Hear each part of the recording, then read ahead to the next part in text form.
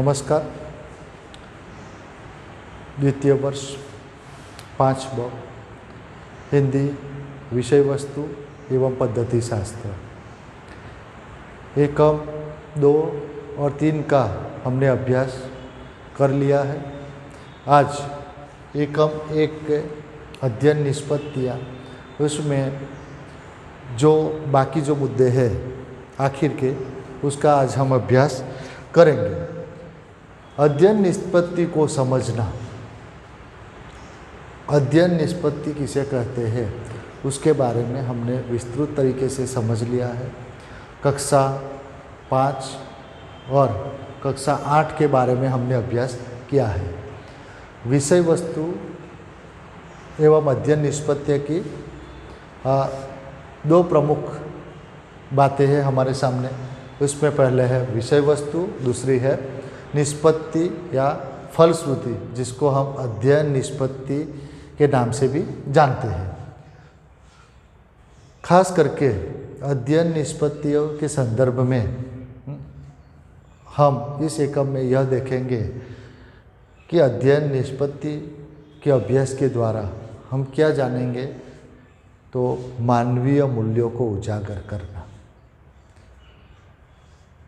खास करके भाषा की शिक्षा में मानवीय मूल्यों को उजागर करना या अनुभूति करना उसका प्रमुख उद्देश्य रहा है। विषय वस्तु से परिचित होना, कौन से विषय वस्तु जो इकाई के संदर्भ में जो है विषय वस्तु, उससे सबसे पहले शिक्षक को परिचित होना है। दूसरा है विषय वस्तु के घटनाक्रम को समझना। आप जो भी विषय वस्तु जो कंटेंट है उसमें कौन सी घटनाएं घटित होती है, कोई कृति है या कोई रचना है, कोई इकाई है, उसमें कौन सी घटना का वर्णन है, चाहे वो युद्ध का हो वर्णन, प्रकृति का हो या अन्य कोई वर्णन है। तो हमें सबसे पहले क्या करना है, विषय वस्तु के घटनाक्रम को समझना और घटना के पीछे रहे कार्य कारण संबंध को समझना।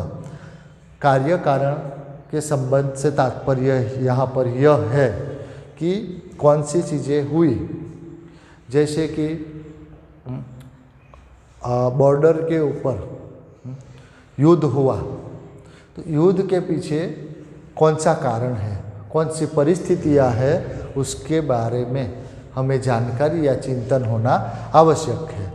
साथ ही साथ मुख्य पात्र की विशेषताएं, जो भी एकम है, इकाई है, उसमें मुख्य पात्र की कौन सी विशेषताएं हैं उसे अलग करना। सारे जो घटनाक्रम के संदर्भ में उसे अलग तरीके से सोचते हुए, चिंतन करते हुए उसके बारे में हमें ध्यान रखना है। साथ ही संवाद, भाषा है तो संवाद को समझकर उनमें रहे मनोभावों को समझना।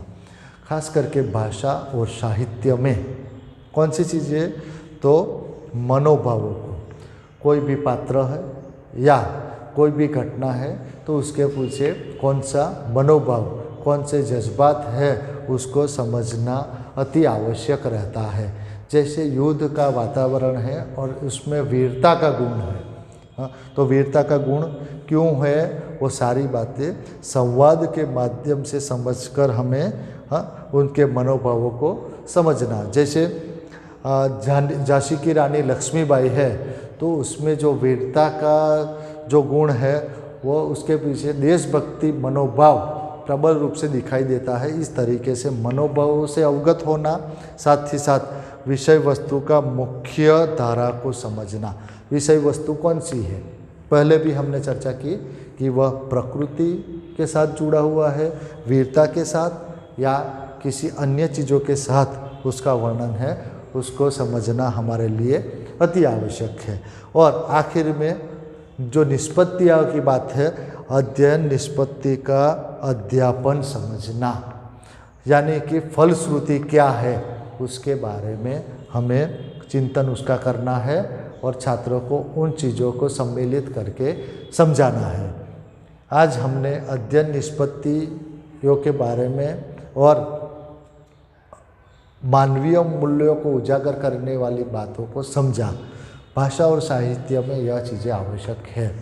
यहाँ पर हमारा इकाई 1 समाप्त होता है। इसके संदर्भ में अगर आपको कुछ ध्यान में नहीं है या कोई दिक्कत है तो आप टेलीफोनिक चर्चा भी कर सकते हैं। हिंदी का 1, 2 और 3 इकाई में हमने जो सारी चीज़ें दी है उसका स्वाध्याय भी दिया है। आप अपने नोटबुक में वह स्वाध्याय तैयार करके रखिएगा। जब भी यहाँ पे आना होगा तो वो आपका स्वाध्याय हम लोग जांचेंगे। धन्यवाद।